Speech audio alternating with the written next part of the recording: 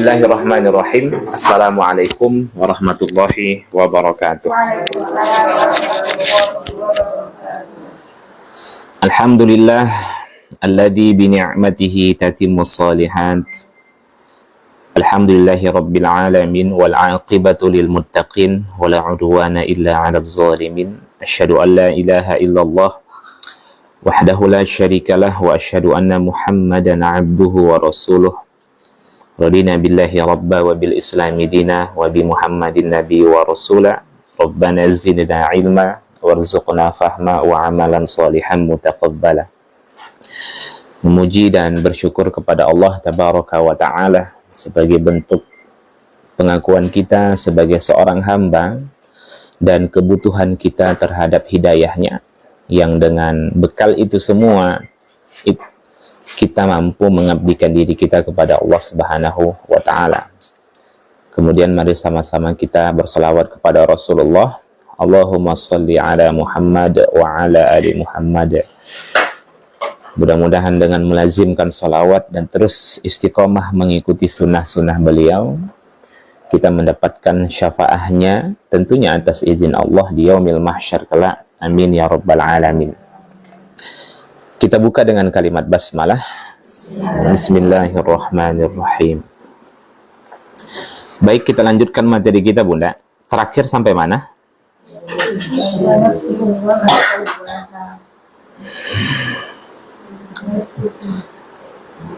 Terakhir ayat ke-7 ya.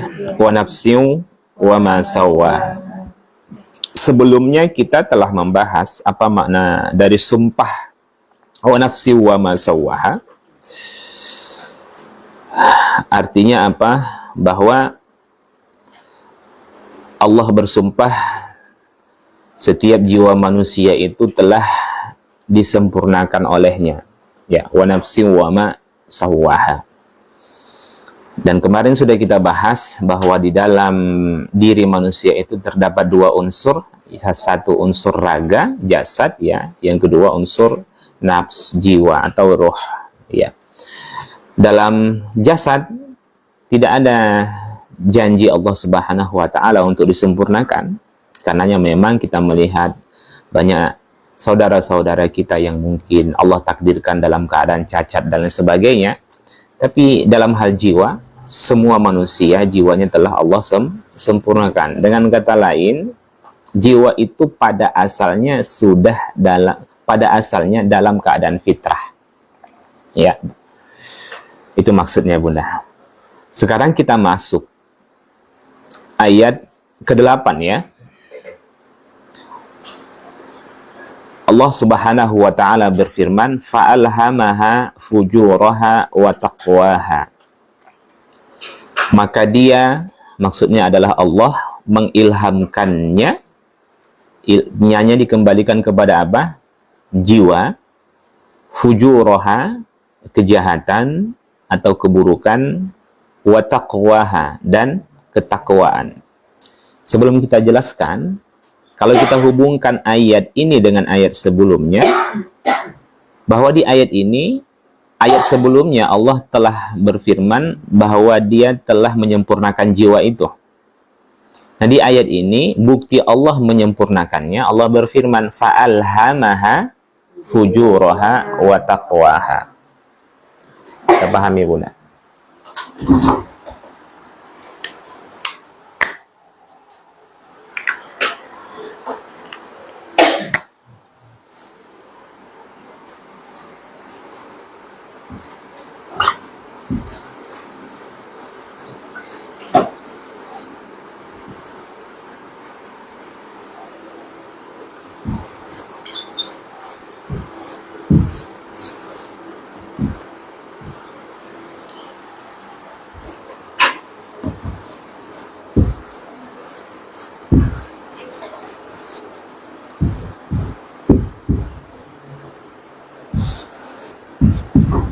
Baik. Fa'alhamaha, maka dia mengilhamkannya.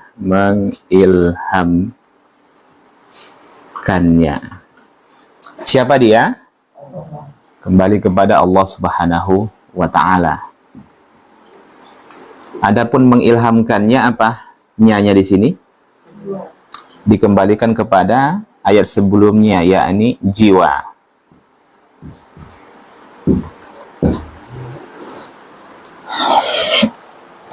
Kemudian fujuraha,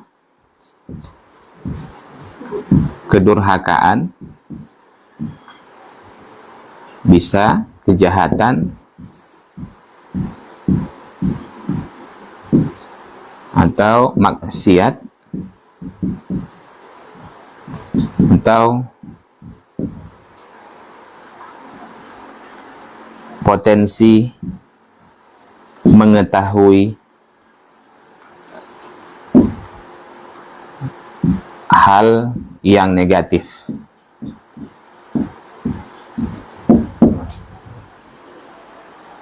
Nah, kedurhakaan, kejahatan, maksiat,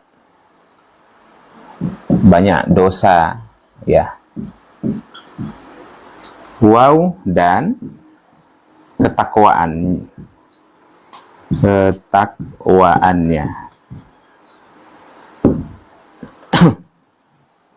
Baik, kita pahami dulu, Bunda. Apa yang dimaksud dengan ilham? Karena kalau tidak kita pahami ilham itu, kita tidak akan paham kalimat setelahnya. Apa yang Bunda pahami dengan ilham?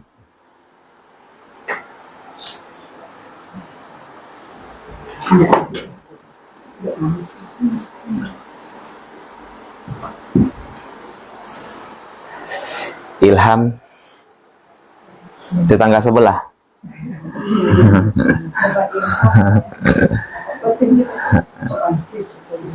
Hah? Petunjuk? Petunjuk apa nih? Ilham itu kalau mudahnya Bunda, intuisi. Intuisi.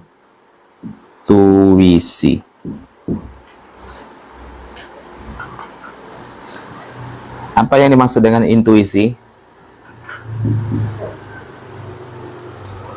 Kemampuan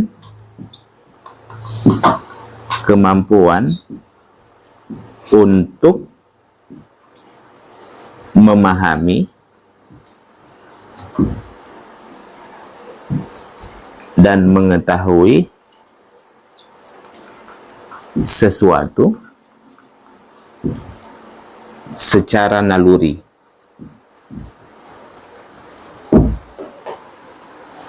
Jadi intuisi itu adalah kemampuan untuk memahami dan mengetahui sesuatu secara naluri.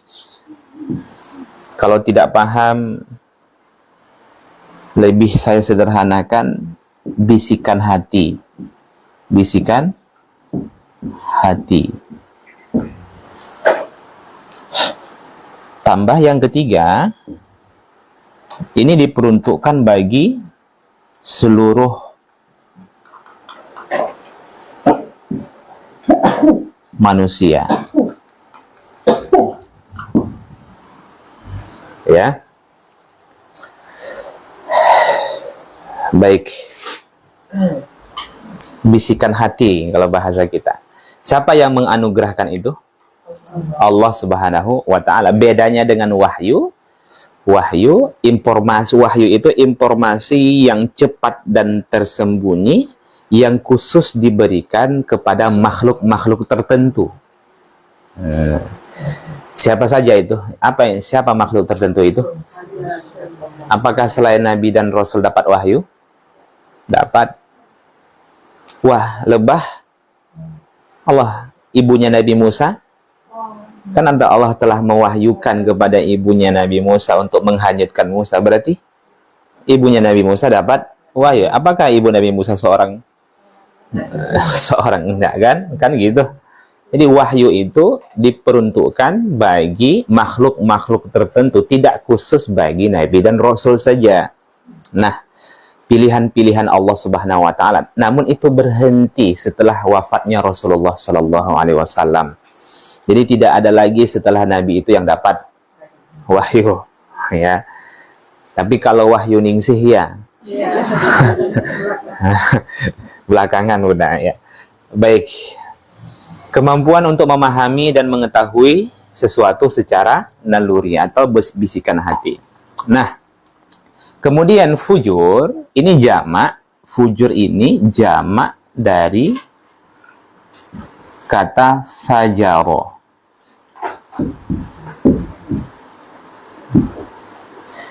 Fajar artinya membelah, memisah, atau merobek. Jamak dari kata fajaro.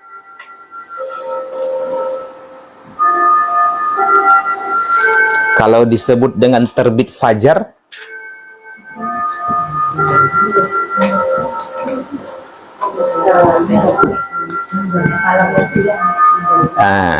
terbit fajar, cahayanya yang memisah malam dan siang, ya, itu yang disebut. Kenapa disebut dengan terbit fajar? Itu cahayanya yang memisah waktu malam dan siang. Kan nampak tuh ada apa, cahaya merah-merah agak keputih-putihan, itu namanya fajar kan. Nah, kenapa disebut terbit fajar? Karena cahayanya membelah antara siang dan malam. Oke. Kenapa dinamai orang yang berbuat durhaka, orang yang berbuat maksiat, berbuat keburukan, kejahatan, melakukan hal-hal yang negatif, itu disebut dengan fujur? Kita hubungkan, Bunda. Kenapa? Kalau memisahkan kebaikan dan kejahatan, berarti dia orang baik dong. Udah tahu dia mana yang baik dan mana yang buruk.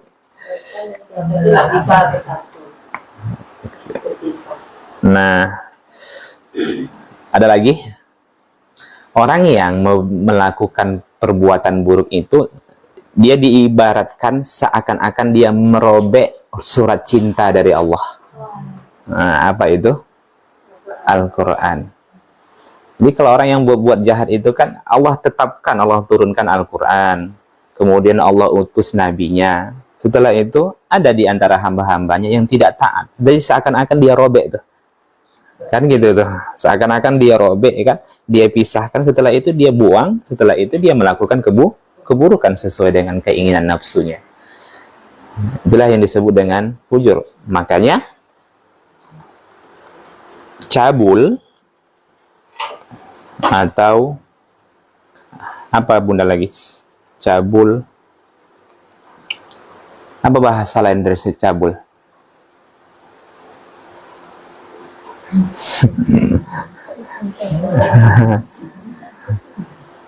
Cabul, sinonim dari kata cabul itu apa?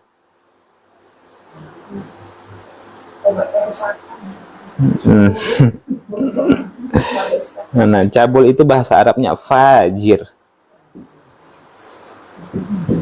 Fajir.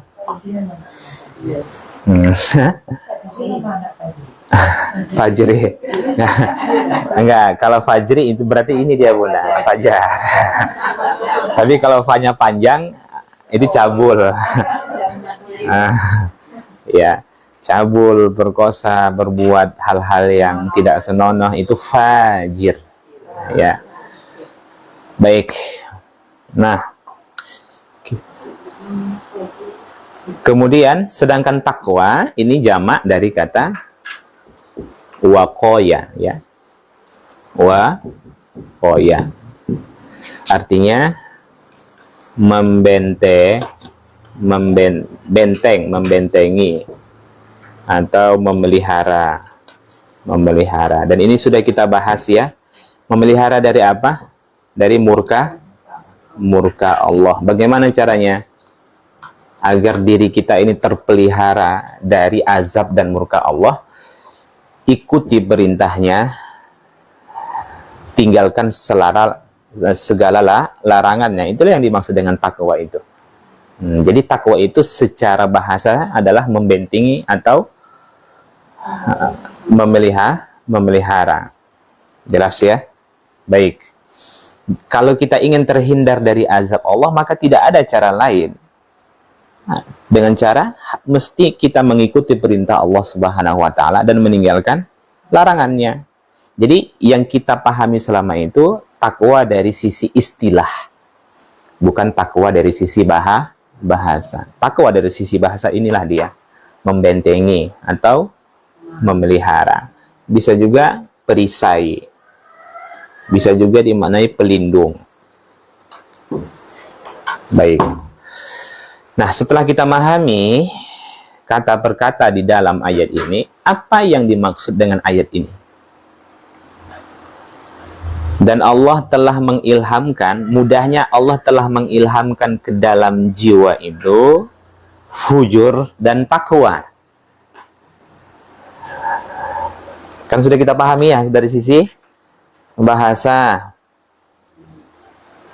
Allah telah mengilhamkan ke dalam jiwa itu fujur dan takwa. Berarti apa tuh? Kuncinya di ilham, Bunda. Beri kita kemampuan untuk mengetahui mana yang baik, mana yang buruk. Iya, cerdas. Jadi yang dimaksudnya adalah tumben, Bunda. Dapat ilham ya. Nah, jadi setiap jiwa manusia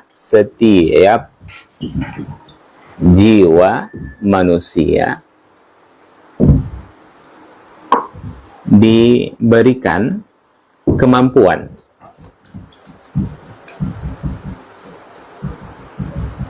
untuk mengetahui mana yang baik dan mana yang buruk.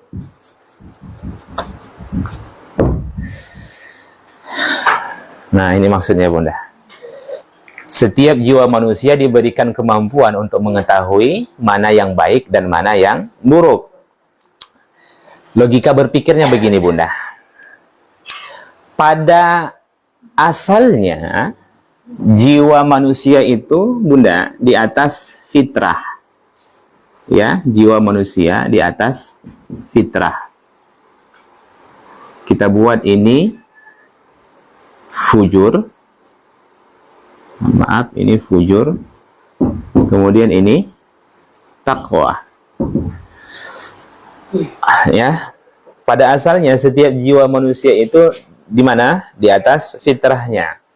Sehingga ketika jiwa manusia itu berada di atas fitrahnya, awalnya dia mengetahui mana yang baik dan mana yang buruk. Makanya Nabi SAW mengatakan, kalau engkau bingung, engkau tidak tahu dalilnya, maka istafti qalbak. Istafti qalbak. Minta fatwa pada hatimu. Jadi kalau kita nggak tahu ini apa, ini halal atau haram ya Allah, ini baik atau buruk, istafti qalbak, minta fatwa kepada hatimu. Ya, itu maksudnya, Bunda ya. Minta fatwa kepada hatimu. Nah, nanti hati kita itu akan menjawab, oh ini baik, ini tidak baik, ini halal, ini haram. Sepanjang jiwanya itu masih di atas fitrah.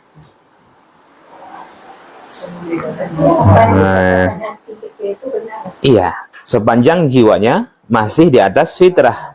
Tapi kalau jiwanya itu sudah terkontaminasi, maka itulah muncul nanti yang baik itu dianggap jadi buruk, yang buruk itu dianggap jadi baik.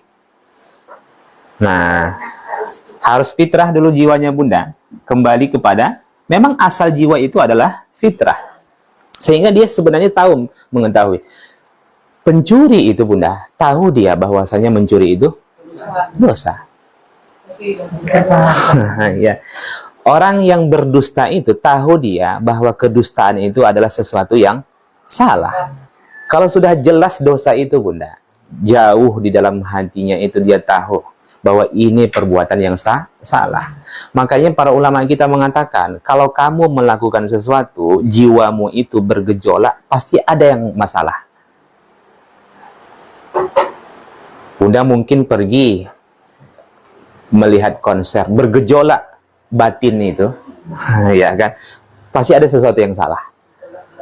Nah, ya, tinggal nanti akan kita pahami, ini baik atau buruk. Jelas. Nah, jadi apa namanya? Makanya kalau kita dihadapkan sesuatu yang baik, yang muncul apa? Yang tidak baik. Ketika kita dihadapkan sesuatu yang baik, yang muncul yang tidak baik, Bunda. Bunda kalau saat ini di rumah, kemudian muncul perasaan ingin rebahan. Yang muncul apa? Ngaji. Kan muncul ngaji tuh. Ketika Bunda ingin ngaji, yang muncul apa? Rebahan kan? Itulah fitrah manusia itu. Karena setiap manusia itu tahu deh, ini baik, ini buruk. Mau baca Quran, iya kan? Yang muncul apa? Nantilah, ya kan? Dia sebenarnya tahu udah mana yang baik dan mana yang buruk. Cuman dia tidak mampu mengontrol jiwanya. Makanya nanti di ayat setelahnya Allah bimbing kita bagaimana cara mengontrol jiwa itu. Karena pada dasarnya jiwa itu tahu dia mana yang baik dan mana yang buruk. Sebagaimana jelasnya perbedaan sumpah-sumpah sebelumnya. Manusia itu tahu mana yang baik dan mana yang buruk. Apa itu? Wasyamsi waduhaha. Matahari lawannya apa? Matahari, bulan. Terus setelah itu Allah bersumpah lagi apa? Wasyamsi waduhaha wal qamari idza talaha wan nahar, siang. Lawannya malam. Kemudian langit, lawannya bumi. Itulah potensi manusia itu dalam memahami mana yang baik dan mana buruk. Maka kalau begitu, perbuatan buruk yang dilakukan oleh manusia itu takdir atau karena ulah manusia itu sendiri? Ya, karena jiwa itu asalnya fitrah, Bunda. Jelas. Maka jangan sandarkan keburukan itu kepada Allah Subhanahu wa Ta'ala. Itu kan pernah suatu ketika ada di masa Umar bin Khattab, ada seseorang yang mencuri kan. Kemudian ketahuan, ditangkap, lantas diserahkan kepada Umar bin Khattab. Laki-laki itu menjawab, mengapa engkau menghukum sesuatu yang sudah ditakdirkan? Kemudian Umar bin Khattab ambil pelepah kurma yang keras, masih muda, dia pukul pemuda tersebut. Kenapa engkau menghukumku? Kenapa engkau menyalahkan sesuatu yang Allah takdirkan kepadaku? Kata Umar bin Khattab. Maksudnya memukul laki-laki tersebut. Umar ingin memberikan pelajaran kepada pemuda tersebut. Jangan sikit-sikit menyalahkan takdir. Semua takdir Allah Subhanahu wa Ta'ala itu baik. Jadi jangan katakan Allah memaksa manusia itu untuk masuk ke dalam neraka. Masuk ke dalam neraka itu pilihan siapa? Manusia itu sendiri. Jelas ya? Baik. Kita lanjutkan. Jadi paham sampai sini Bunda. Jadi asal fitrah manusia itu apa? Mohon maaf. Jiwa itu pada asalnya di atas fitrahnya. Pada saat ini dia tahu membedakan mana yang buruk dan mana yang baik. Oke. Itu buktinya maksud Allah mengilhamkan. Allah memberikan kemampuan, pengetahuan ke dalam jiwa itu. Dia sebenarnya tahu mana yang baik dan mana yang buruk. Itu sebabnya orang-orang kafir itu kalau Bunda baca Al-Quran, seringkali orang-orang kafir itu disebut dengan pendusta. Kalau yang disebut dengan pendusta apa? Jauh di dalam hatinya tahu dia bahwa apa yang disampaikan oleh Nabi SAW itu adalah sesuatu yang hak, kebenaran Bunda. Nah, jelas. Nah, dan kita pun tahu, mungkin Bunda pernah pergi ke suatu tempat gitu kan, kok nggak enak ya jiwanya, kok nggak tenang ya kan. Yakinlah bahwasanya itu adalah perbuatan yang buruk. Tinggal nanti Bunda mengembangkan potensinya yang mana, yang positif atau yang negatif. Ada yang tanyakan sampai sini? Berarti sudah jelas ya dalam memahami jiwa. Sekarang kita masuk. Makanya kita lihat di ayat setelahnya. Jadi kalau kita hubungkan, kenapa Allah mengatakan fa'alhamaha fujuraha wa taqwaha?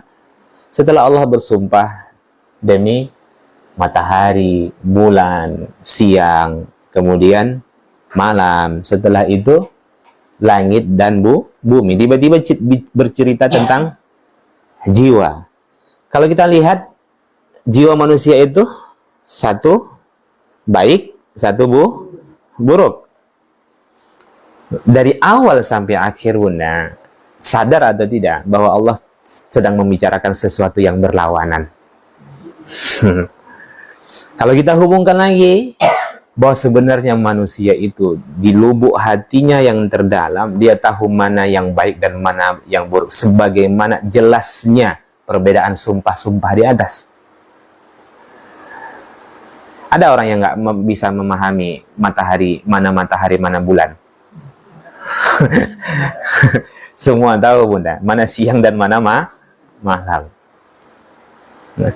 Nah, tinggal kita lagi, tetapkah kita mengembangkan potensi itu atau malah mengotorinya kan? Makanya Allah katakan nanti qad aflaha man zakkaha wa qad khaba man dasaha. Beruntunglah orang-orang yang mensucikan jiwanya dan rugilah orang-orang yang mengotori jiwanya. Nah, sekarang kita masuk ayat selanjutnya. Qad aflaha man zakkaha. Ayat ke-9 ya.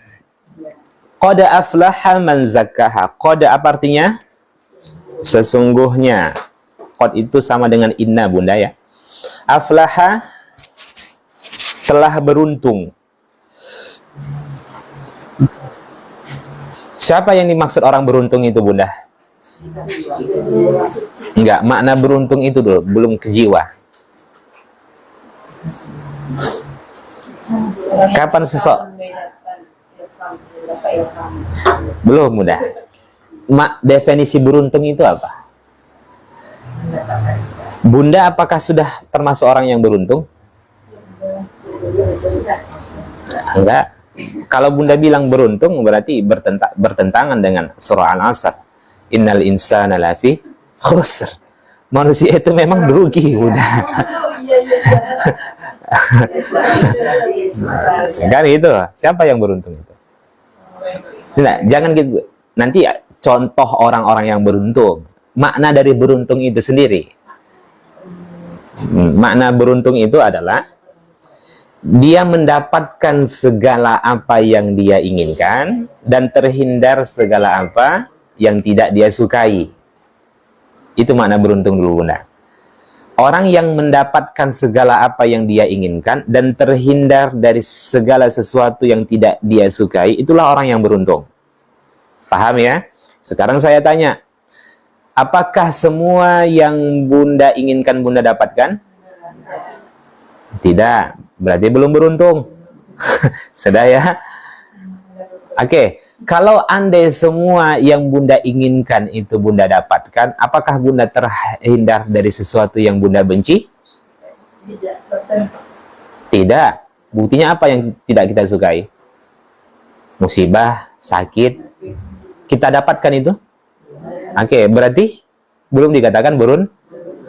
Kapan semua yang kita inginkan kita dapatkan dan kita akan terhindar dari semua yang tidak kita sukai? Ketika di surga. Jadi ketika Allah mengatakan qad aflaha, beruntunglah, itu maksudnya adalah masuk surga lah. Paham ya? Bisa dipahami? Ke sana dia larinya, Bunda. Masuk surgalah. Karena orang yang beruntung itu apa? Kembali lagi yang definisi awal dari Bunda. Apa? Iya, semua yang kau inginkan kau dapatkan. Apa keinginan kita, Bunda?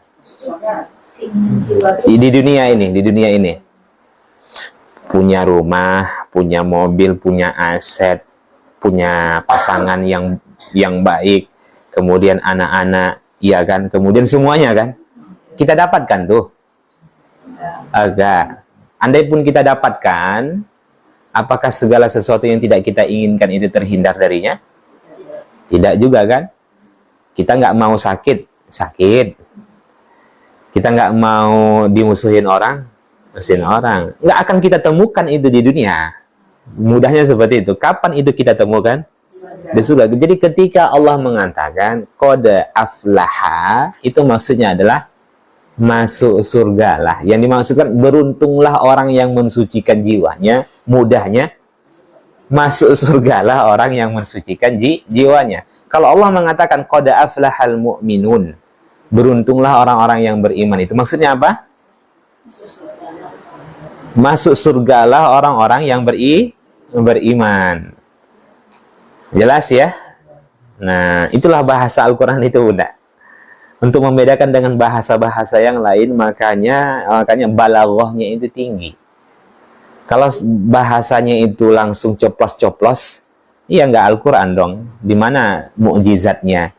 Sedangkan di masa Nabi itu banyak orang-orang yang pintar dalam mengolah kata. Public speakingnya bagus, ahli syair. Turunlah Al-Quran untuk mengalahkan itu. Makanya mukjizat itu artinya apa? Melemahkan. Mukjizat itu artinya melemahkan. Di masa Nabi Isa, banyaknya orang-orang yang bisa menyembuhkan. Allah kasih mukjizat kepada Nabi Isa. Setiap yang dia usap, sembuh. Bahkan dapat menghidupkan yang mati. Di masa Nabi Musa, banyaknya ahli sihir. Allah kasih apa? Kemampuan. Ini kemampuan seperti sihir. Kan gitu tuh. Jadi sesuai dengan konteks zamannya. Nah, kalau umatnya banyaknya pandai mengolah kata, turun Al-Quran. Kalau banyak dukun, ya, turun mukjizat Nabi Musa. Ya kan? Makanya kalau Bunda tarik tuh sejarahnya, memang orang-orang yang ahli sihir itu adalah orang-orang Yahudi. Nah, ikut nenek moyang mereka itu terus turun temurun. Jadi ya. Baik. Nah, kita lanjutkan ya. Setelah kita pahami makna beruntung, nah, siapa yang beruntung di sini? Allah jelaskan, beruntung orang yang mensucikan jiwanya. Nah, jadi masuk surgalah orang yang mensucikan jiwanya. Sekarang kita bertanya, bagaimana cara mensucikan jiwa itu? Karena Allah janjikan sudah, masuk surga orang-orang yang mensucikan jiwanya.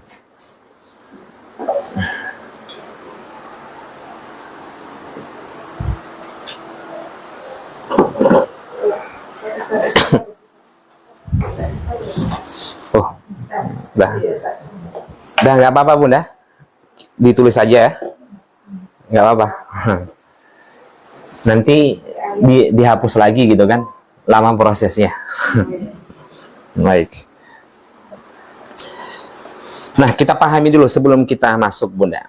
Begini, kita harus sadar dulu muqaddimahnya bahwa takwa itu sendiri hakikatnya adalah penyucian jiwa itu sendiri. Artinya tak mungkin seseorang itu bisa bertakwa kepada Allah Subhanahu wa taala kalau dia tidak mensucikan jiwanya. Itu pahami dulu itu Bunda. Bagaimanapun seseorang itu tidak akan bisa bertakwa kepada Allah Subhanahu wa taala kalau dia tidak mensucikan jiwanya. Karena sesungguhnya takwa itu sendiri adalah penyucian jiwa itu sendiri. Kalau disebut penyucian jiwa itu sendiri, itulah yang dimaksud dengan takwa itu. Nah, cuman kita sekarang ini fokus kita di mana? Mensucikan fisik atau jiwa? Selama ini. Nah, memiliki tekad yang kuat itu mensucikan fisik atau jiwa?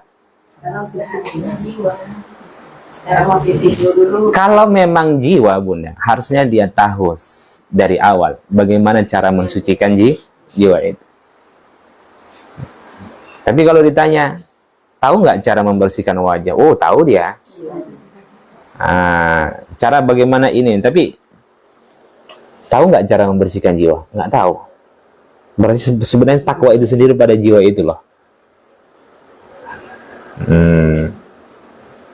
Jadi ini harus kita pahami dulu, Bunda. Makanya nanti begini, Ustadz, saya sudah belajar ada seminar di hotel, belajar salat khusyuk. Saya bayar sampai 1,5 juta, 3 jam. Tapi nggak pernah saya khusyuk. Masalahnya bukan masalah itu, Bunda. Jiwamu yang bermasalah. Kalau jiwa bermasalah, 10 tahun kamu belajar, nggak akan berubah. Kalau jiwa bermasalah, belajar fikih 4 mazhab dia, sholat 4 mazhab, tata cara, tetap akan bermasalah sholatnya. Kalau jiwa itu sudah terkontaminasi. Maka mungkin bertanya-tanya, saya sudah belajar sholat Ustadz, saya sudah belajar ini, saya sudah ngaji, tapi kok nggak ada semangat untuk beribadah itu ya? Kok nggak punya kekuatan baru saya di dalam menjalankan perintah Allah? Masalahnya jiwa. Nah, jelas ya Bunda? Itu jawaban dari semuanya tuh. Kenapa malas, kenapa ini udah belajar, kenapa akhlak belum berubah dan lain sebagainya. Tapi kok ada orang satu hari dia belajar berubah 180 derajat akhlaknya, Bunda. Iya, Bunda temukan mu'alaf yang dulu itu bandit, zina, makan babi, semuanya dia lakukan. Begitu dia masuk Islam, lihat perubahannya. Iya. Ada Islam sedari dini. Sejak dulu gitu kan. Iya kan, tapi kok gitu-gitu aja. 40 tahun dia ngaji, gitu-gitu aja hidupnya. Berarti ada yang salah. Ada yang salah. Ada yang salah cara dia dalam mensucikan jiwanya. Dia menganggap bahwasanya dengan belajar itulah mensucikan jiwa. Iya memang, tapi ada yang tinggal. Kalau tinggal nih, sampai kapanpun dia tidak akan bisa berubah. Sudah mulai kepo? Ya. Nah,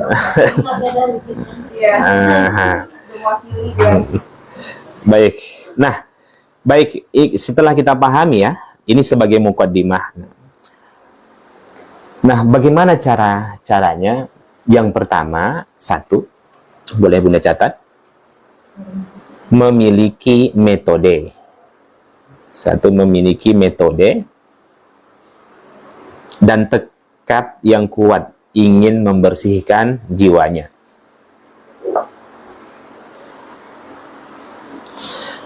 Memiliki metode dan tekad yang kuat ingin membersihkan jiwanya. Ini dulu yang mesti kita pahami, Bunda. Kalau dia tidak punya ilmunya, kalau nggak punya tekad, dia tidak akan bisa melanjutkan tahapan selanjutnya. Jadi jiwa itu kalau diberikan perumpamaan, dia seperti anak kuda.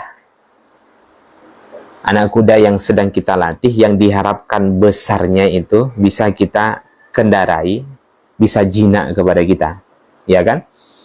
Tapi kalau kita tidak tahu bagaimana cara melatih kuda itu, akhirnya apa? Dan kita tidak punya tekad yang kuat untuk melatih kuda itu, kudanya kamu lelah, kuda itu tetap akan liar. Itulah dia. Akan tetap liar. Akhirnya apa? Kudanya sakit. Iya, kudanya sakit. Kita pun lelah. Dua-dua hancur Bunda. Jelas ya? Dan ingat, metode dalam mensucikan jiwa itu nggak boleh keluar dari Al-Quran dan Sunnah. Jelas ya? Hari ini kita lihat banyak kali kegiatan-kegiatan mensucikan jiwa, tapi dalilnya dalil perasaan. Nah, dalil perasaan, ya, tidak boleh. Baik. Kemudian yang kedua, dahulukan dahulukan takhliyah sebelum tahliyah. Ini dia. Dahulukan takhliyah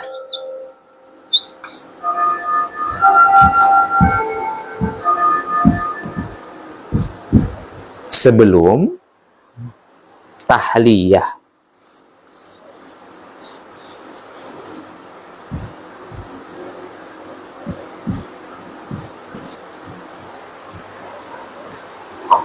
Mana yang didahulukan?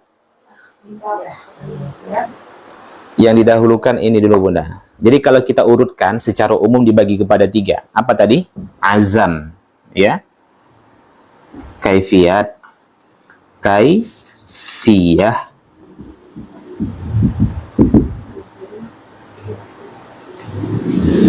wal azmu, ya. Memiliki metode dan tekad yang kuat. Satu. Yang kedua, setelah itu takhliyah. Kemudian yang ketiga, tahliyah. Secara umum Bunda. Metodenya hanya 3 saja secara umum ya. Satu, memiliki metode dan tekad yang kuat. Setelah itu takhliyah. Kemudian tahliyah. Apa yang dimaksud dengan takhliyah? Takhliyah itu adalah buang. Buang. Kemudian tahliyah, isi. Jelas? Pertama apa dulu? Pertama ngisi atau buang dulu? Buang dulu. Nah, sudah tergambar ya, udah kemana arahnya. Nah, gimana Bunda mau minum air yang bersih? Kalau air itu tidak Bunda, bersihkan dulu yang ada di dalam gelas ini gitu kan. Saya mau minum air bersih lah, ya kan, dengan gelas ini. Ya, tapi masih ada air kotor di situ. Bunda masukkan, Bunda minum apa? Nah, ya minum air kotor, tetap minum air kotor kan? Kan gitu tuh. Caranya bagaimana? Buang dulu, baru isi. Nah, apa yang dibuang itu? Nah, yang dibuang itu boleh dicatat.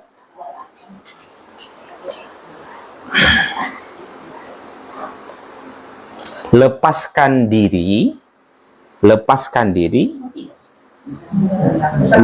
yang dibuang, Bunda. Lepaskan diri dari semua dosa dan pelanggaran.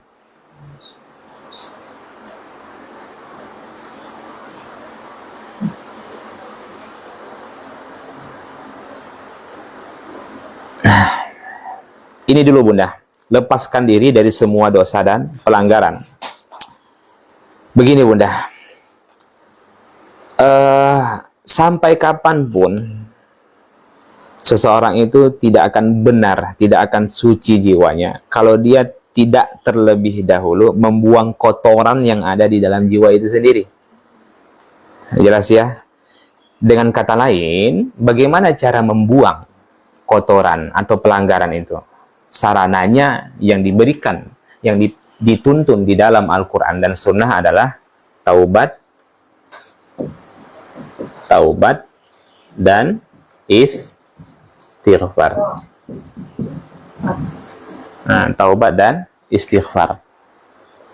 Jadi cara membuang kotoran itu Bunda, cara membuang semua pelanggaran-pelanggaran yang ada di dalam jiwa itu, caranya, sarananya apa? Taubat dan istighfar. Logika berpikirnya begini Bunda. Ada orang saat ini dia membalanskan, ya kan, antara yang salah dengan yang soleh. Maksiat jalan terus, taat juga jalan. Sebenarnya itu adalah anggapan yang keliru, Bunda. Orang kalau di satu sisi dia melakukan yang salah, di sisi lain dia melakukan yang soleh. Yang soleh itu akan tertarik oleh yang salah. Lama-lama soleh itu akan hilang. Itulah yang disebut di dalam Al-Quran mukhlis, orang yang bangkrut.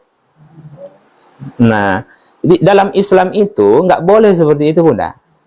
Nggak boleh. Udah maksiat, kemudian taat. Itu bukan ajaran Islam. Dalam Islam itu adalah buang dulu segala macam dosa itu.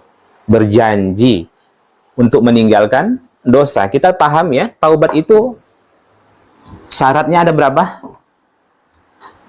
3. Kalau berhubungan dengan Allah itu ada 3 ya. Kalau berhubungan dengan Allah, tinggalkan,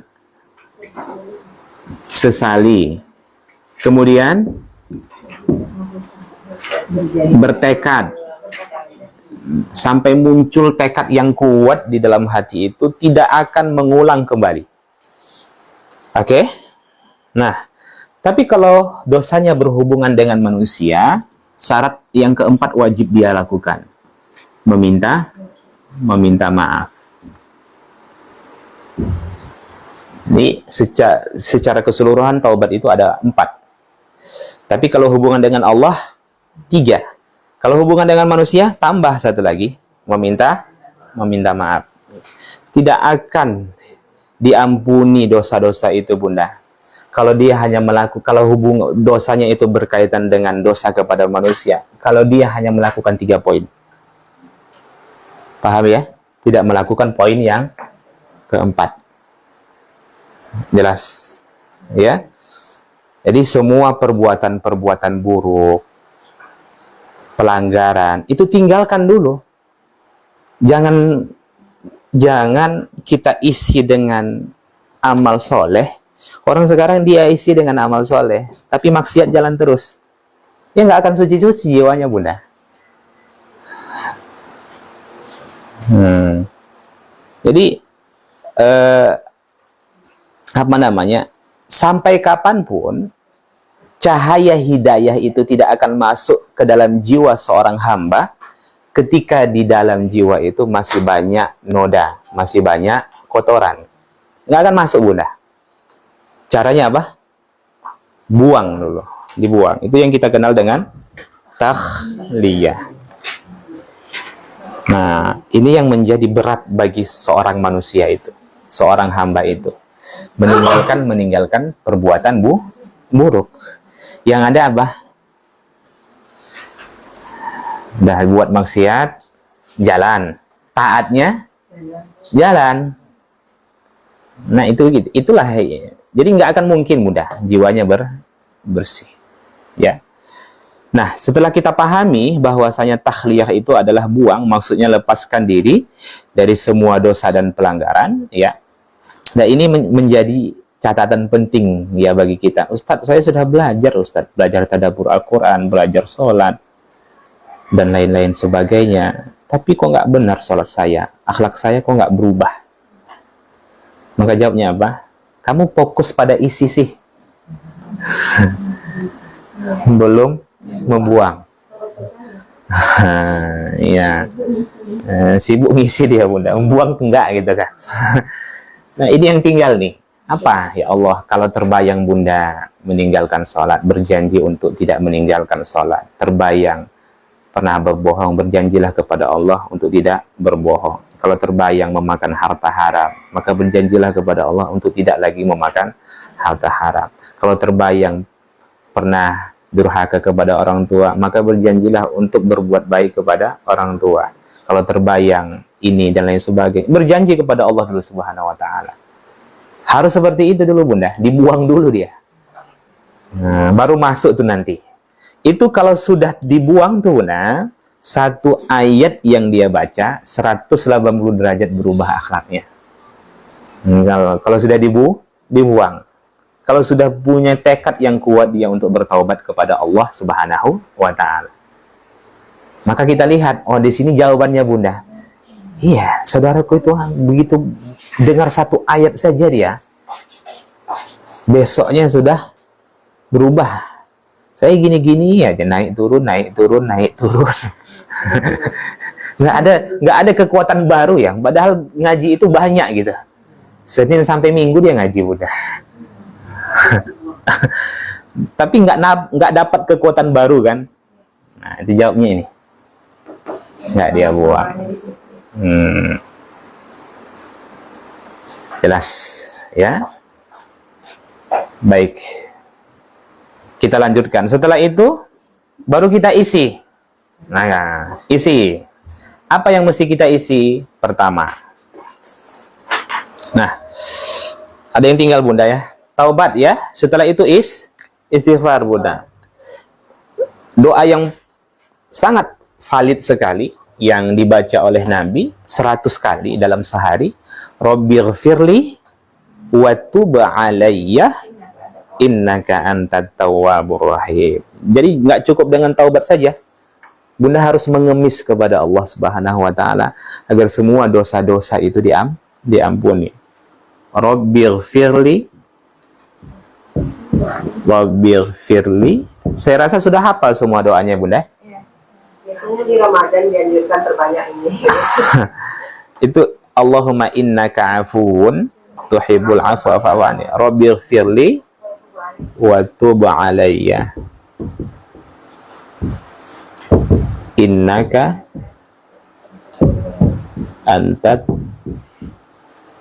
tawwabur rahim. Mulai searching di Google, hafalkan, pahami artinya. Wahai Rob, ampuni aku dan terima taubatku. Sesungguhnya Engkau Maha penerima taubat dan Maha penyayang. Ya, banyak Bunda. Nabi dan para sahabat berapa kali? 100. Kita? Nah, innaka antat tawwabur rahim. Nah, dan ini Bunda, doa yang selalu dibaca Nabi di dalam sholat sebelum salam. Bunda kalau mau tahu Ustadz apa yang harus doa yang saya baca, mintalah. Karena kita sudah punya tekad yang kuat, keinginan yang kuat, azam yang kuat untuk membersihkan jiwa kita. Setelah kita bertaubat, maka mengemis kita, memohon ampun kepada Allah. Ucapkan doa ini di dalam sholat. Dalam sujud, ucapkan. Nanti ulang kembali lagi sebelum salam. Rabbighfirli. Lafazkan saja, karena dia hadisnya hadis yang mu'tabar, hadis sahih. Boleh dilafazkan. Rabbighfirli wa tub alayya innaka antat tawwabur rahim. Sebelum salam, Rabbighfirli wa tub alayya innaka antat tawwabur rahim. Berapa kali? Semampu Bunda. Nah, jelas ya. Nah, tapi kalau Bunda tidak punya keinginan yang kuat, ini kok malah saya ceramahi Bunda gitu ya. Nah, kalau kita tak punya keinginan yang kuat ya, kita nggak akan ngucapin ini nih. Maka kuncinya di awal tadi apa? Kita harus punya metode dan keinginan yang kuat. Ya, caranya bagaimana? Kita harus punya nih Bunda, stigma kita bahwasanya kita akan mati, akan menghadap Allah Subhanahu wa Ta'ala.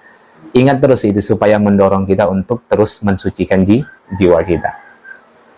Sehingga terpikirlah kita dengan yang ini. Ya. Nah, baik ya.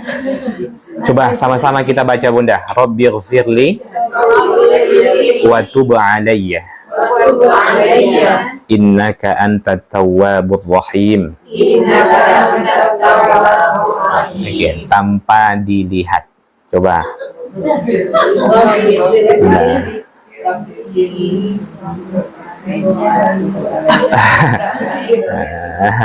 Coba Bunda. Allah Rabbighfirli wa tub alayya wa Innaka. Oke. Rabbighfirli jangan dihafal lagi. Kan sudah hafal. Wa tub alayya. Taubat, ya kan? Wa tub alayya. Innaka antat tawwabur rahim. Ini innaka antat tawwabur rahim jangan dihafal lagi. Kan sudah familiar, sudah sering Bunda. Coba sama-sama. Rabbighfirli wa tub alayya innaka antat tawwabur rahim. Yang kedua, Rabbighfirli lagi. Rabbighfirli wa tub alayya innaka antat tawwabur rahim. Tanpa melihat Bunda. Yang ketiga. Rabbighfirli wa tub alayya innaka antat tawwabur rahim. Nah, saya dengar sudah hafal semua nih. Silahkan udah.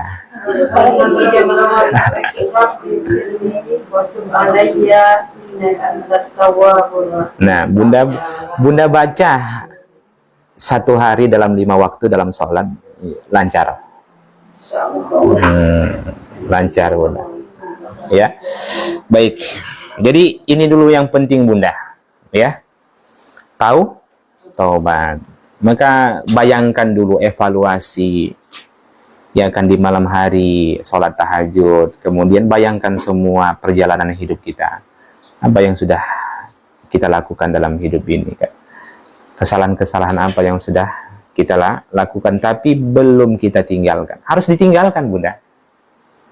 Nggak akan masuk cahaya hidayah itu kalau jiwa itu masih kotor. Makanya orang-orang kafir itu ketika dia mu'alaf itu karena benar-benar dia Bunda taubat itu. Nah, ya kan langsung apa? Oh ada ya, dia tahu cerita Nabi Isa dalam ini, cerita ini, dalam surah ini, dalam surah ini, dan lain sebagainya. Dia paham semuanya. Banyak. Rata-rata orang-orang mu'alaf itu kan seperti itu. Umi Iren ya. Umi Iren ya. Masa Bunda kalah dengan beliau? Bunda sejak dini Islamnya. Malulah sedikit. Iya.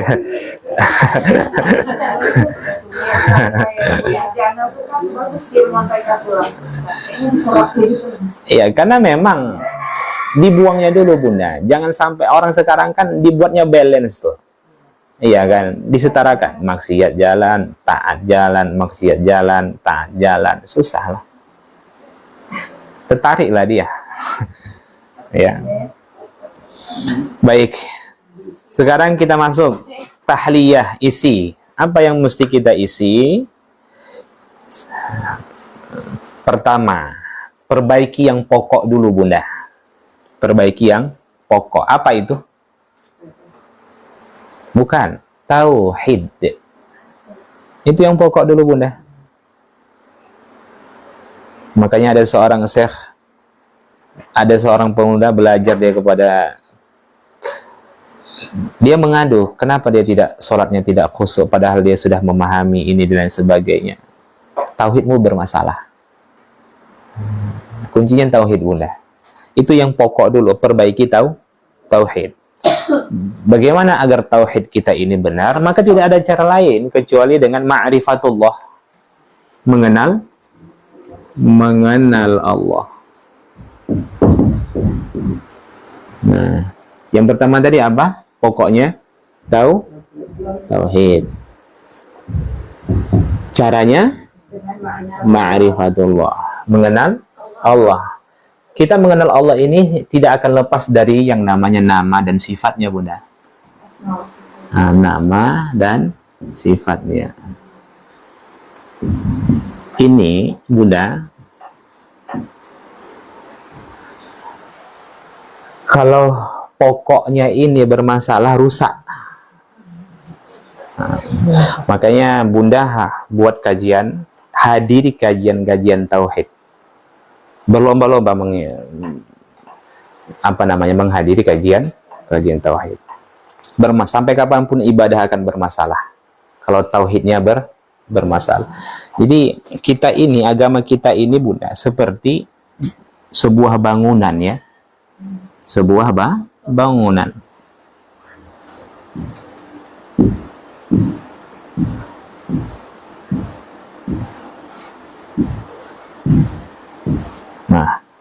Ini namanya tauhid nih Bunda. Tauhid. Oke. Tauhid ini apa itu? La ilaha illallah. La ilaha illallah. Asyhadu an la ilaha illallah wa asyhadu anna Muhammad. Itu dalami itu. Bukan hanya sebatas mengikrarkan saja. Tapi konsekuensi dari mengucapkan la ilaha illallah itu banyak sekali. Itu yang harus dipelajari kan. Gak cukup asyhadu an la ilaha illallah wa asyhadu anna Muhammadar Rasulullah. Ada konsekuensi dari la ilaha illallah itu. Itu yang disebut dengan tauhid. Maka semua para nabi dan rasul itu turun untuk apa? Ini dia. Esakan Allah. Kenapa rasul itu dimulai dari Nabi Nuh? Kenapa nggak dari Nabi Adam?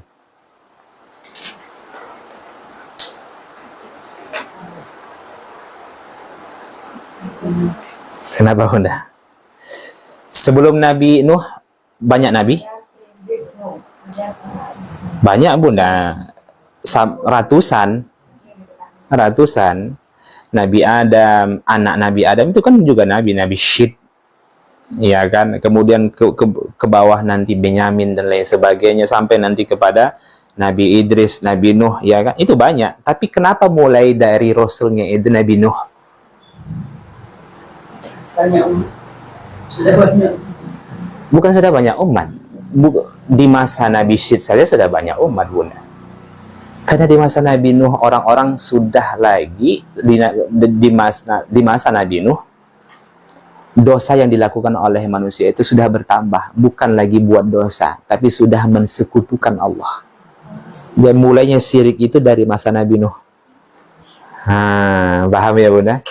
Hanya dari situlah munculnya Rasul kan minim kan, mulai Nabi Nuh, Nabi Ibrahim, Nabi Musa, Nabi Isa, Nabi Muhammad. Kalau Bunda pelajari 5 ini, lihat betapa banyak di 5 Nabi ini orang-orang yang mensekutukan Allah Subhanahu wa Ta'ala. Nah, jadi mulainya itu, mulai dari Nabi Nuh dan seterusnya. Baik, tauhid yang ini apa?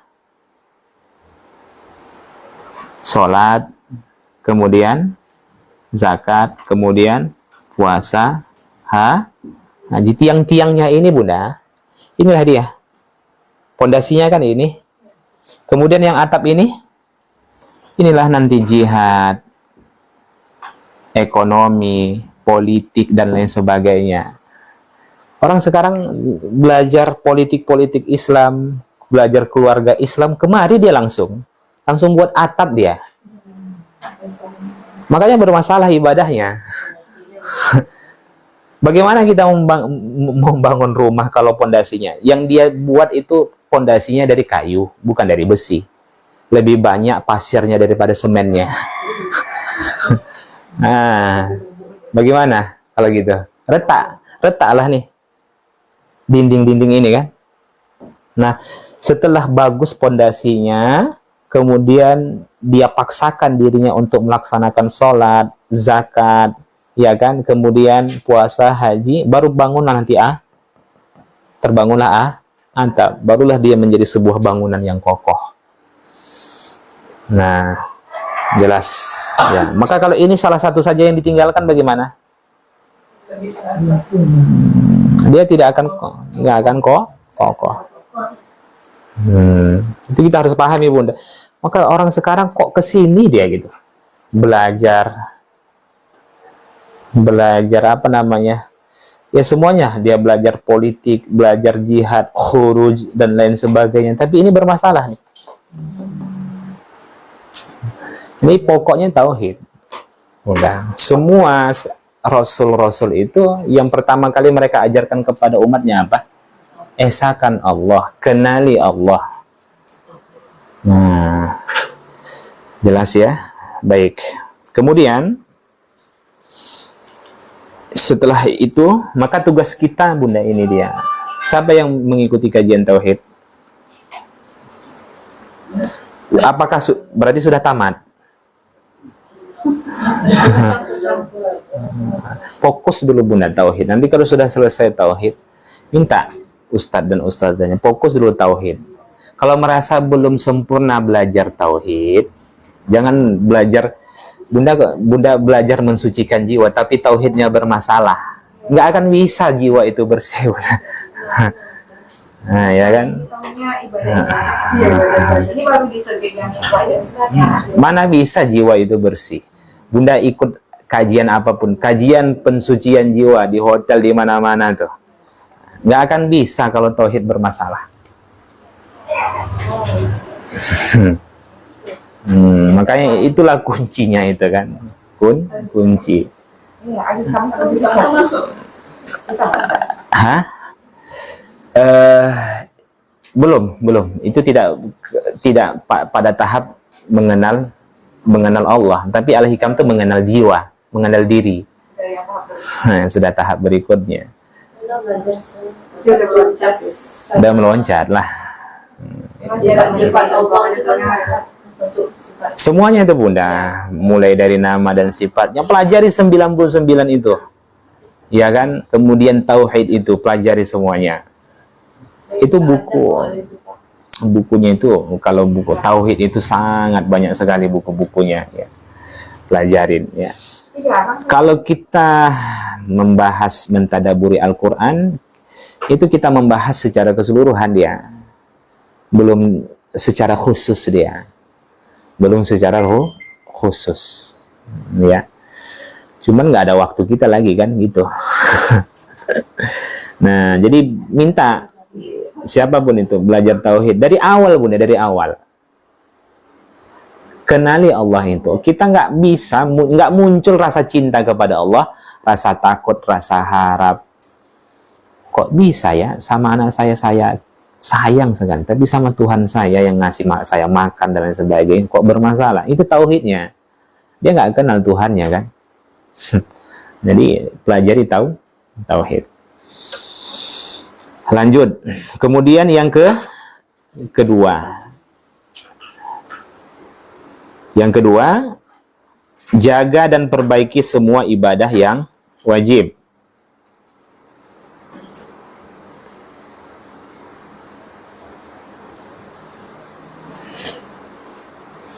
Sudah?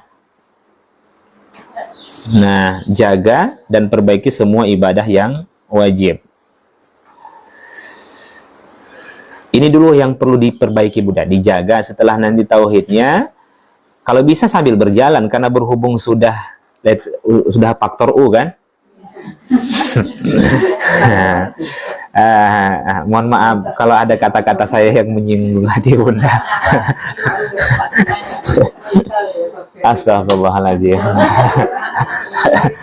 Jadi karena kalau masih muda kan bisa tuh bertahap-tahap ya tauhid. Itu kalau kami dulu di pondok, tauhidnya yang rendah dulu, naik nanti yang tinggi, naik lagi yang tinggi, sampai bertiga tingkat Bunda. Nah, ya kan sampai seperti itu. Ada kitab-kitabnya khusus nanti. Tapi kalau kita yang saat ini, kita aja lah ya. Kita aja. Jadi nggak bisa lagi seperti itu Bunda. Jadi jangan fokus ke situ-situ kan. Bunda, kalau kita sebenarnya ini munculnya amalan yang sunnah itu Bunda, semangat dalam mengamalkan yang sunnah itu, kalau sudah dia bertaubat, dia senantiasa beristighfar, dia perbaiki tauhidnya, dia jaga yang wajibnya, lahir nanti amalan sunnah yang lainnya. Nah, walaupun belum Bunda lakukan di awal, lahir nanti amalan sunnah yang lain. Itu amalan sunnah itu inilah dia, di sinilah dia Bunda. Di sinilah dia lahir nanti itu. Ini kalau sudah berdiri ini sudah pasti ini akan muncul. Itu dia. Maka bukan sembarangan Bunda. Nabi Shallallahu Alaihi Wasallam itu menetapkan urutan-urutan dari rukun Islam itu. Kenapa yang di awal syahadat, setelah itu yang kedua sholat, kan gitu tuh. Itu kalau sudah tauhid kita bermasalah, ya kan, kita buat di sini sholat, di atasnya zakat, kita ambil nih, ini, kita ambil nih Bunda tauhidnya, gimana? Roboh, kan gitu tuh kan, logikanya begitu tuh, ya.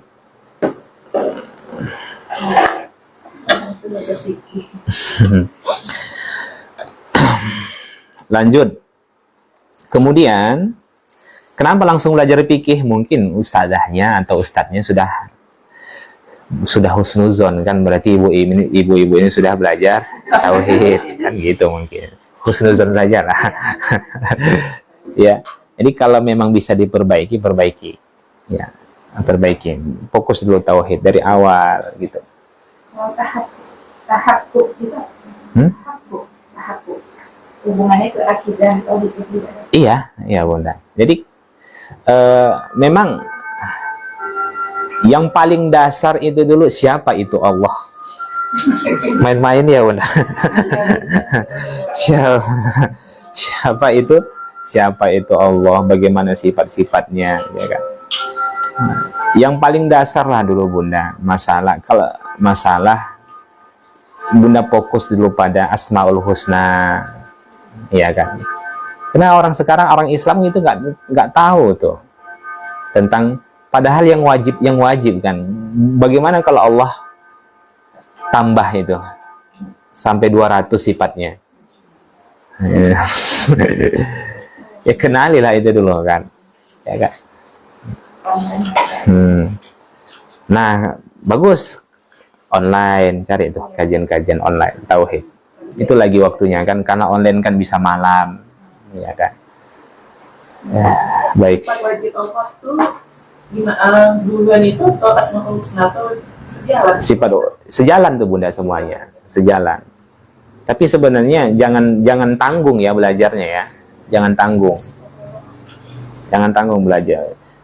Percayalah Bunda, walaupun kita baca Al-Quran, walaupun kita sedekah dan sebagainya, bermasalah ibadah kita itu. Iya kan? Terasa kan? Iya.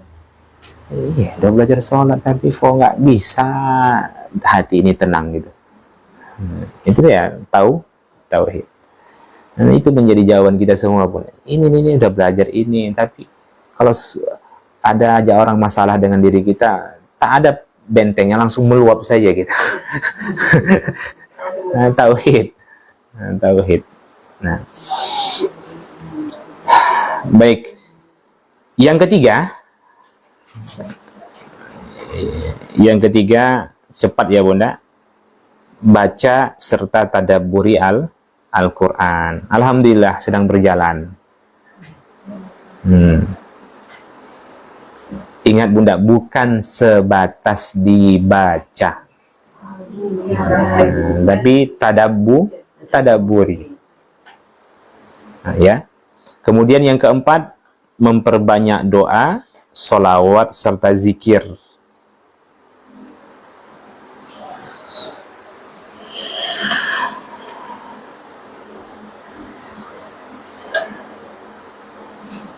Sudah? Kemudian yang kelima, ingat terus kematian dan perjumpaan dengan Allah. Ingat terus kematian dan perjumpaan dengan Allah.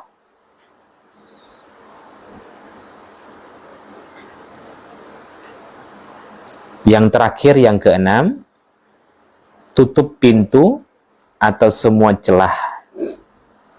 Tutup pintu atau semua celah yang dapat merusak kesucian jiwanya.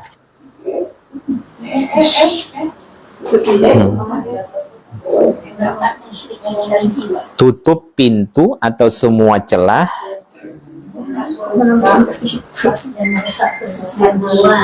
yang dapat merusak kesucian jiwanya. Ini harus menjadi perhatian penting kita Bunda. Perhatikan lingkungan Bunda, lingkungan kerja Bunda, teman Bunda, atau siapapun itu. Perhatikan yang masuk ke dalam perut kita ini. Itu dulu. Kalau kita ingin punya kekuatan baru di dalam mengabdikan diri kepada Allah, tutup semua celah-celah itu. Jadi jangan sampai ngaji iya, dengar musik iya juga. Iya kan? Ngaji iya, kemudian diajak orang gibah, ya juga.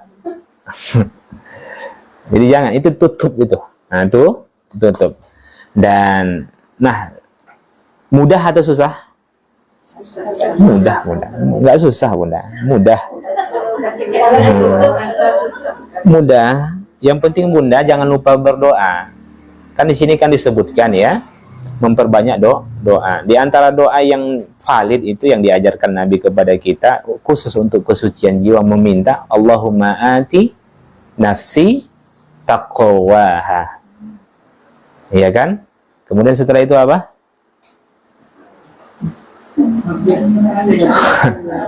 Apa Bunda? Tapi kalau Ustaz bilang kita pernah dengar. Itu saja. Allahumma anti nafsi taqwaha wa anta khairu man zakkaha anta waliyuha wa maulaha. Nggak ada tempat ini. Coba searching di Google dulu Bunda. Siapa yang punya handphone? Share. Coba share. Ketemu? Sudah Bunda. Nah, itu baca itu terus menerus Bunda baca. Yang tadi kan di awal Rabbighfirli. Ingat, Rabbighfirli wa tub alayya innaka antat tawwabur rahim. Doa yang selanjutnya Allahumma ati nafsi taqwaha wa anta khairu man zakkaha anta waliyuha wa maulah. Ini terus nih dibaca nih. Karena kemudahan itu datangnya dari Allah Subhanahu wa taala. Ya. Bunda sering berdoa, kemudian sering berzikir, kemudian dilanjutkan berselawat. Banyak berselawat kepada Rasulullah. Ini adalah metode yang sudah terbukti. Disampaikan oleh Dr. Maasi dari Universitas Islam Madinah. Nah, jadi beliau menyampaikan metode-metode dalam mensucikan jiwa. Ya, memang kita lihat, beliau sebutkan dalil-dalilnya dan lain sebagainya. Memang jawaban dari semua kita Bunda. Iya kan? Dan itu menjadi jawaban, iya ya. Banyak hafal ayat, banyak ini, banyak itu, tapi kok nggak risau, masih risau hati ini. Belum berdamai dengan masa lalu, khawatir dengan masa depan, mudah saja emosian, dan lain sebagainya, tidak menikmati ibadah. Tauhid. Tahu? Tauhid. Gampangnya begini kalau saya berikan contoh Bunda. Mana mungkin seseorang itu bisa memaafkan orang lain, ya kan? Kalau dia tidak menyembuhkan lukanya dulu yang ada di dalam jiwanya, kan gitu tuh. Nah, luka itu akan sembuh kalau dia mampu mengontrol egonya. Orang yang mampu mengontrol egonya, lukanya akan sembuh. Kalau luka yang ada di dalam jiwanya itu sembuh, dia akan mudah memaafkan orang lain. Begitu tuh. Bagaimana mungkin? Berarti selama ego itu masih ada di dalam jiwanya, ya kan? Selama itu pula luka itu akan tetap melekat di dalam jiwanya. Yang sakit siapa? Ya kita sendiri. Karena keburukan itu nggak bisa kita hindari, Bunda. Memang Allah takdirkan orang-orang jahat, zolim, apa semuanya, ya kan? Itu memang bagian dari ujian. Kita sendiri lagi, bagaimana kita mampu mengontrol ego kita supaya luka dalam jiwa ini sembuh, supaya kita mudah memaafkan orang lain, kan gitu tuh. Maka kalau begitu, ya memang jiwa itu yang harus dibersihkan, nah, supaya luka ini sembuh. Nanti lahir nanti itu mudah memaafkan orang lain, husnuzon lihat orang, dan lain sebagainya. Nah, gampangnya seperti itu. Ini muqaddimah nih. Tinggal kita nanti lihat, Bunda pelajari kan. Taubat, istighfar. Yang diisi apa? Yang pertama tauhid dulu. Ya kan, untuk amalan wajib kan sudah nih. Tapi mungkin amalan wajibnya dijaga terus Bunda. Ya kan? Jangan tak khusyuk, tak usahlah sholat. Jangan sampai seperti itu kan. Nah, tetap dipaksakan untuk dijaga. Tapi di sisi lain perbaiki tauhidnya supaya sholat itu benar. Saya sudah mentadaburi bacaan sholat, tapi kok nggak tenang juga gitu kan? Ya tauhid lagi. Orang kalau sudah kenal Allah, benar-benar kenal Allah, maka lahir kebaikan-kebaikan selanjutnya.